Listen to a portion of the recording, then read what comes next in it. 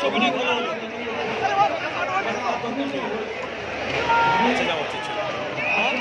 নেবে কেন ভালো না না এই ছবিটা পেতিস না।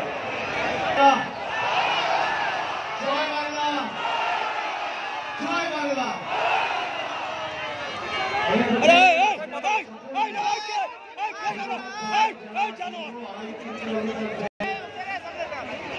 এই মিছিলে অংশগ্রহণ করেছেন এবং এখনো যত দূর চলে যাচ্ছে মানুষের মাথা আর মাথা, এবং যেভাবে মানুষ আজকে আমাদের নিজের বাড়ি থেকে বেরিয়ে বারান্দা থেকে ছাদে উঠে বাড়ি থেকে বেরিয়ে রাস্তায় পথ চলতি মায়েরা, দিদিরা, ভাইয়েরা, বোনেরা, সহকর্মী, নবীন সবাই আমাদের আজকে ফুল দিয়ে মায়েরা সৌন্দর্য দিয়ে বরণ করেছেন, ভালোবাসার দিনে আবদ্ধ করেছেন। আমি ব্যারাকপুরবাসীর কাছে কৃতজ্ঞ। আপনারা যেভাবে আমাদেরকে আজকে ভালোবাসায়, কৃতজ্ঞতায়, আপনাদের স্নেহে দিনে আবদ্ধ করেছেন, আমি আপনাদের সকলকে ধন্যবাদ জানাই। আপনাদের নির্বাচন আগামী 20 তারিখ, পঞ্চম দফায় নির্বাচন। আমি আপনাদের তৃণমূলের হয়ে ভোট চাইতে বা আপনাদের কাছে তৃণমূল প্রার্থীর হয়ে ভোট চাইতে আসিনি। আমি বিভিন্ন জায়গায় নির্বাচনী জনসভা কর্মসূচিতে অংশগ্রহণ করে বাকি যে 41টি লোকসভা কেন্দ্র রয়েছে সেখানে আমি তৃণমূল প্রার্থীর হয়ে ভোট চাইছি। মামাটি মানুষের সরকারের মমতা বন্দ্যোপাধ্যায়ের নেতৃত্বে যে উন্নয়নের অশ্বমেধের ঘোড়া বাংলার বিভিন্ন প্রান্তে ছুটে বেড়াচ্ছে সেটাকে অব্যাহত রাখার কথা বলছি। কিন্তু এই যে নির্বাচন, বিশেষ করে ব্যারাকপুরে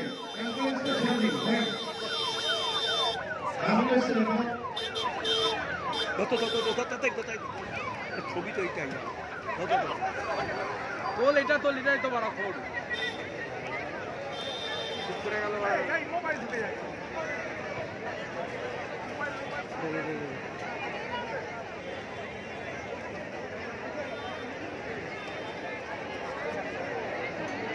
আমি বাকি লোকসভা কেন্দ্রগুলোতে সভা সমিতি করছি। মমতা বন্দ্যোপাধ্যায়ের সার্বিক উন্নয়নের যে জয়যাত্রা 2011 থেকে শুরু হয়েছে সেটা অব্যাহত রাখার কথা বলছি।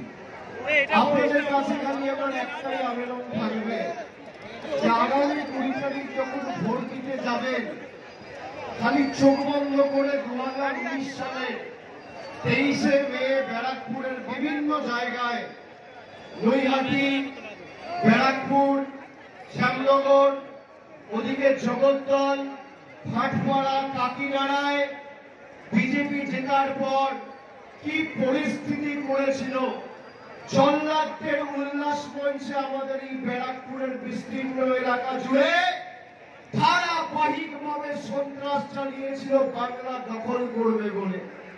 খালি সেই কথাটা মাথায় রাখবেন। বিভিন্ন জায়গায় বম্বিং করা, গুলি চালানো, নৈরাজ্যে পরিণত করা, আর তৎকালীন পুলিশ প্রশাসন ছিল নির্বাচন কমিশনের অধীনে। আমি আপনাদের অনুরোধ করব, আমরা অর্জুন সিংকে দলে নিয়েছিলাম। আপনারা প্রশ্ন করতেই পারেন যে তাহলে আপনারা অর্জুন সিংকে দলে নিলেন কেন? আমরা এটা প্রমাণ করার জন্য দলে নিয়েছিলাম যে অর্জুন সিং এর গায়ে যদি বিজেপির জার্সি আর এমপি পদটা না থাকে, অর্জুন সিং বিরাল তৃণমূলে ছিল, খাঁচা বন্দী হয়েছিল, ব্যারাকপুরে কোনো জায়গায় কোনো অশান্তি করতে পারেনি। 2000 2022 থেকে 22-23 যে 2 বছর অর্জুন সিং তৃণমূলে ছিল, কোন জায়গায় কোন দুর্ঘটনা, কোন নৈরাজ্য, কোন গুন্ডামি, রাজানি, গাজোয়ারি, মস্তানি করতে দিইনি।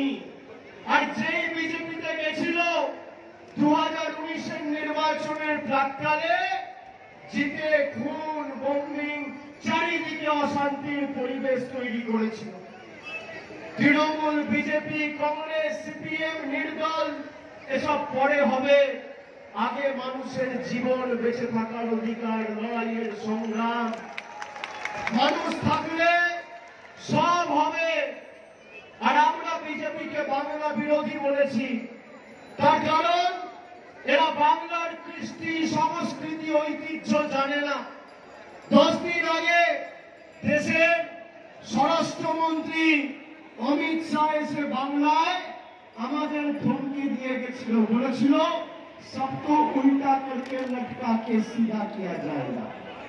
আর গত পরশুদিন কি দেখলেন? এই অর্জুন সিং এর ছেলে পবন সিং নরেন্দ্র মোদীর হাতে রবীন্দ্রনাথ ঠাকুরের উল্টো প্রতিকৃতি, উল্টো ছবি, রবীন্দ্রনাথ ঠাকুরকেই